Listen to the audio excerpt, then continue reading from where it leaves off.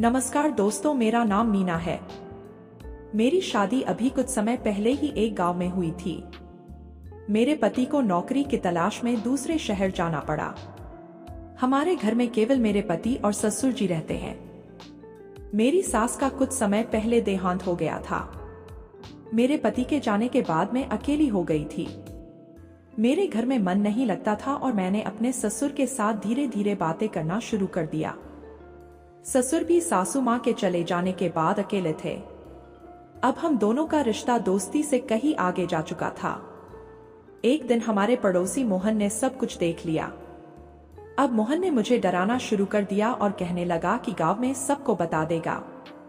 एक दिन मोहन मुझे कमरे में ले गया और फिर लगातार मेरे साथ। मेरा मन आज बेचैन था क्योंकि मेरे पति रवि ने सुबह सुबह ही विदाई दी थी। नौकरी के सिलसिले में शहर से दूर प्रदेश जा रहा था। मेरी शादी को मुश्किल से 4 साल हुए थे, लेकिन अब हालात ऐसे बने कि रवि को बाहर काम करने जाना पड़ा। मेरी आंखों में आंसू थे, लेकिन मैं खुद को मजबूती से संभाल रही थी।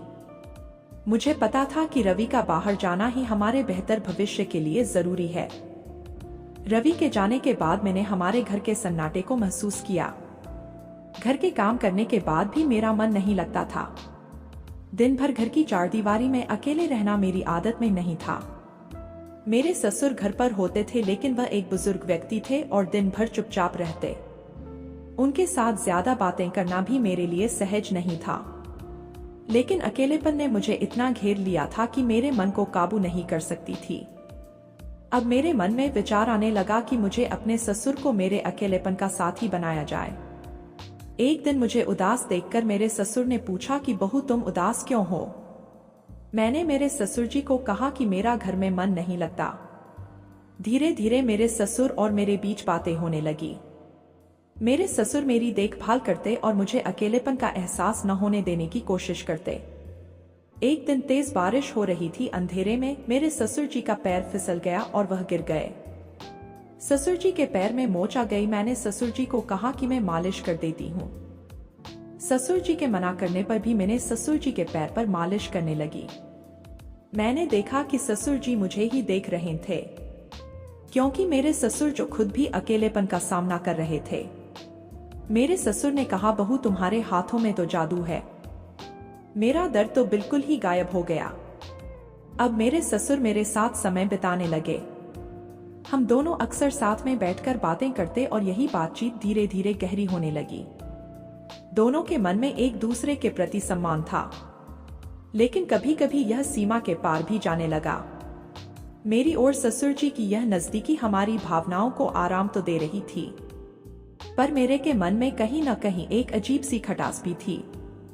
मुझे कभी कभी लगता कि मैं कुछ गलत कर रही हूँ, लेकिन अकेलेपन के बीच ससुर के साथ की आदत मुझे धीरे धीरे इस सोच से दूर ले जाती। मेरा ससुर भी मेरा ध्यान रखकर सभी जरूरतों का ख्याल रखते, जिससे मुझे किसी और चीज की कमी महसूस नहीं होती। धीरे धीरे हमारे बीच का रिश्ता दोस्ती से भी आगे बढ़ गया। हालांकि यह रिश्ता हम दोनों के लिए मानसिक और भावनात्मक सहारा बन चुका था, पर मेरे अंदर से अपराध बोध भी घिरने लगा था। इसी बीच पड़ोस का एक लड़का मोहन, जो अक्सर हमारे घर आता जाता था, एक दिन मैं और मेरे ससुर अपनी बातों में लगे हुए थे। तभी मोहन वहां आ गया और छुपकर हमारी बातें सुनने लगा। मोहन अब हमारे बारे में सब जान चुका था। वह इस बात का फायदा उठाना चाहता था। एक दिन मेरे ससुर जी बाहर गए हुए थे। तभी मोहन हमारे घर आ गया और मुझसे कहने लगा कि वह हमारे बारे में जानता है। वह मेरे अकेलेपन का फायदा उठाने की कोशिश में था। शुरुआत में मैंने उसकी बातों को नजरअंदाज किया, लेकिन वह धीरे धीरे अपनी हरकतों से मुझे असहज करने लगा।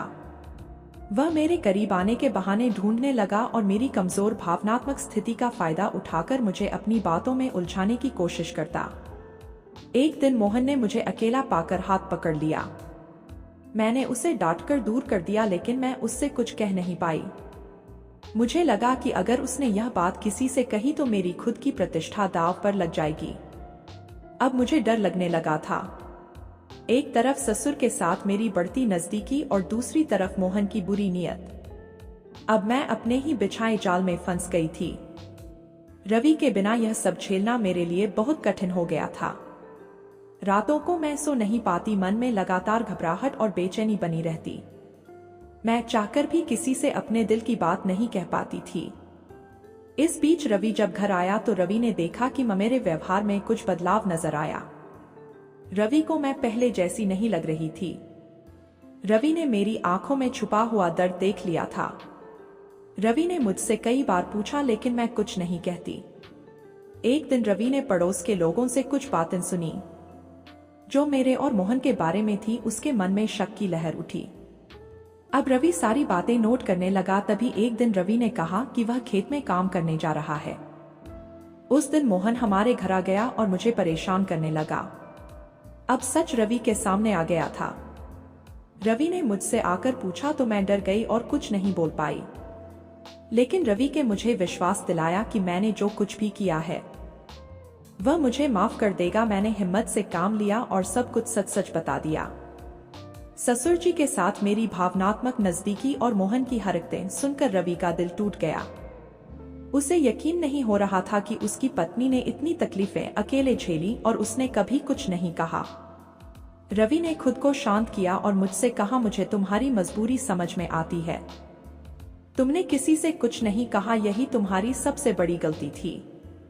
लेकिन मैं जानता हूं कि तुमने किसी को नुकसान पहुंचाने की मंशा से ऐसा कुछ नहीं किया। रवि ने धीरे धीरे मुझे इन सब परिस्थितियों से बाहर निकाला। उसने ससुर जी से भी इस बारे में बात की और समझाया कि उन्हें मुझे को मानसिक और भावनात्मक आजादी देनी होगी।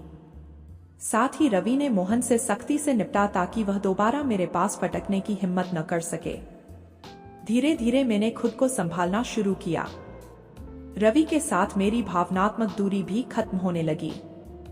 मैं अपनी पुरानी गलतियों से उबरकर एक नई शुरुआत करने के लिए तैयार हो गई। अब मैं पहले से ज्यादा मजबूत और समझदार थी। रवि ने भी अपने जीवन साथी की मजबूरियों को समझा और उनके रिश्ते में फिर से विश्वास और प्रेम की नींव रखी। तो दोस्तों, कैसी लगी हमारी कहानी? अच्छी लगी हो तो हमारे चैनल वायरल स्टोरी 76 को सब्सक्राइब जरूर करें। धन्यवाद।